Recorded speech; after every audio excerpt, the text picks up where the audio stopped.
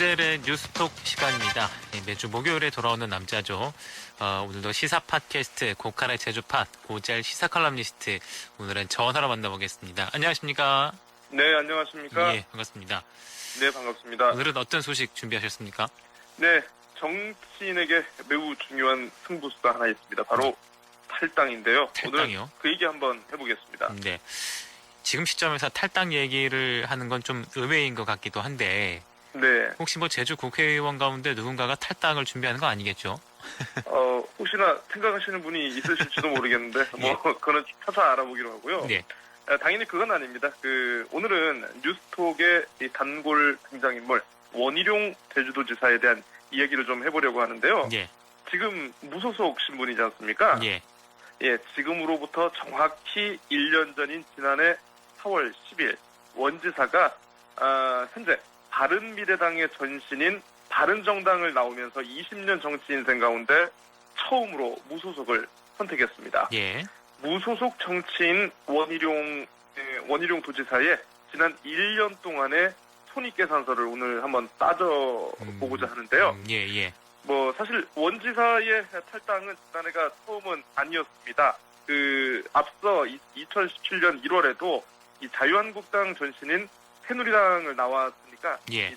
자신의 정치 인생 가운데 이제 두 번째 탈당이라고 볼 수 있습니다. 그러니까 탈당이라는 정치적 승부수를 2017년과 2018년 잇따라 던진 셈이군요. 네, 그렇습니다. 사실 두 해 붙어가지고 잇따라 탈당이란 카드를 던지는 것도 사실 쉽지는 않은데요. 예. 지난해 4월 10일 탈당 기자회견에서 이렇게 얘기를 했습니다. 정치를 시작하면서 가졌던 개혁 정치의 뜻을 현재의 정당 구조에서는 실현하기 어렵다는 결론을 내렸다. 특정 정당에 매이지 않고 당파와 진영의 울타리도 뛰어넘겠다라고 말이죠. 예.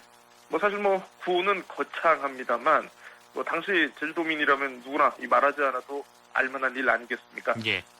지난해 지방선거 분위기 자체가 워낙 보수정당 또는 이제 야권의 타이틀로 달고 나오면 좀 힘든 상황이었죠. 그래서 예.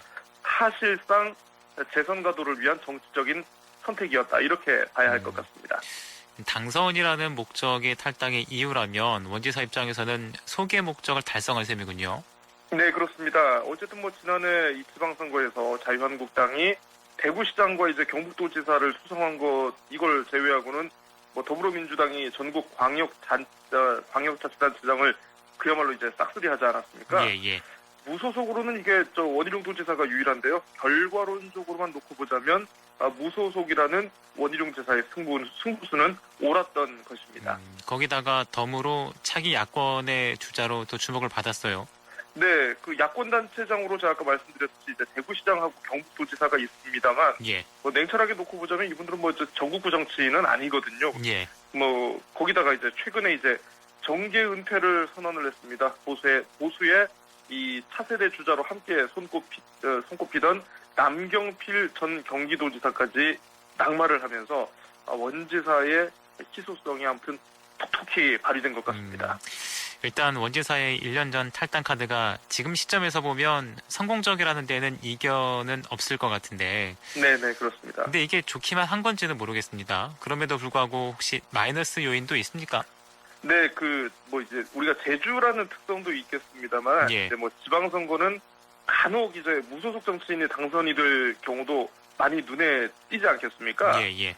근데 이걸 또 이제 대통령 선거로 확대를 해보자면, 이 정당 정치의 영향력이 막강한 우리나라 현실에서는 이게 사실 무소속이 당선될 가능성은 거의 없다고 봐야겠죠. 네. 그런 면에서 보자면 지금 제1야당인 자유한국당을 좀 이해할 필요가 있어 보이는데요. 예. 간단히 말해서 자유한국당 입장에서 보자면 원지사는 당이 가장 힘들고 어려울 때 어떻게 보면 이제 자기 혼자 살기 위해서 당을 깨고 나간 대표적 인물로 보일 수도 있거든요. 물론 바른정당으로 나갔던 국회의원 가운데 적지 않은 수가 다시 자유한국당으로 복당을 했습니다만 일부에서는 당시의 앙금이 지금도 여전한 분위기인 것 같습니다. 예.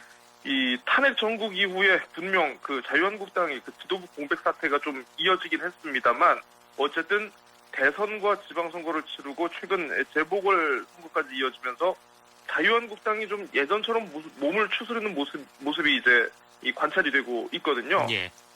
최근 보니까 그 예전에는 이제 지지율이 한 자릿수까지 떨어졌다고 합니다만 최근에 30%대를 회복했다라고 하더라고요.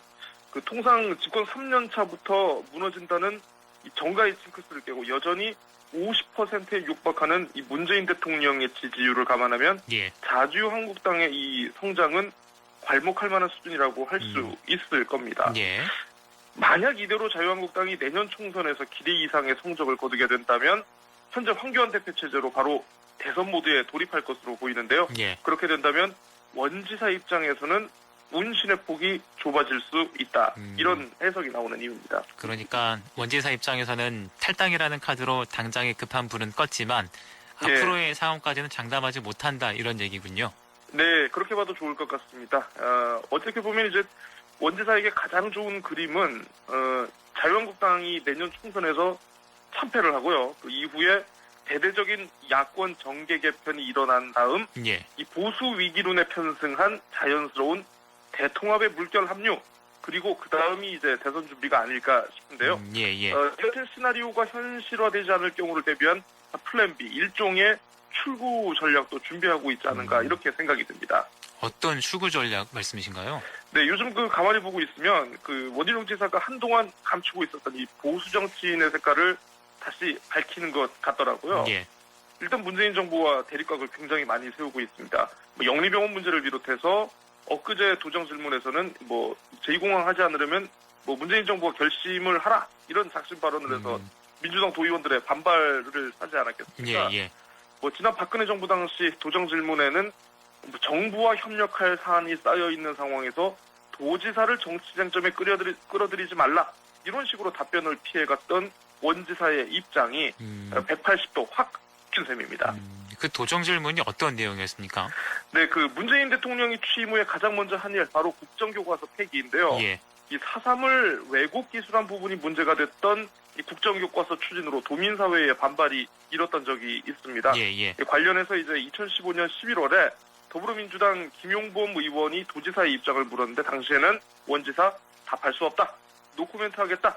이렇게 빠져나갔던 것이죠. 예, 예.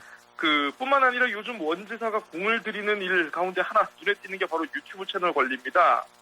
뭐 시도지사 협의회 전체에 대해서 각을 세우는 것은 물론이고 뭐 자유한국당 소속 기초 자치단체장과 뭐 동병상련의 아픔을 겪고 있다 하면서 이렇게 좀 여권을 비판하면서 위로의 메시지를 던지고 있는데 예. 어쨌든 뭐 보수 정치인의 색을 다시 밝히려고 굉장히 노력을 하는 분위기인 것 같습니다. 예. 어쨌든 다시 돌아가겠다. 그래서 열심히 노력하는 모습으로 이렇게 읽히는 대목입니다. 네.